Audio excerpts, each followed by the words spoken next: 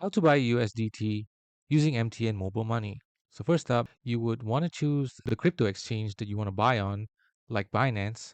For example, I'm using here BitPapa. And once you do that, you have to sign into your account.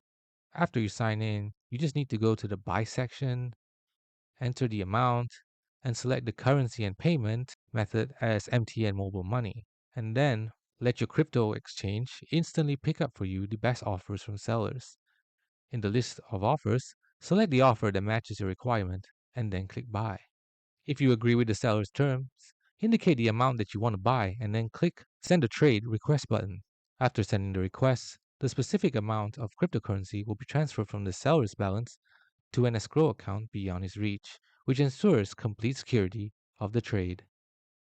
And once you've paid, the seller will confirm the payment and release the amount of USDT into your wallet.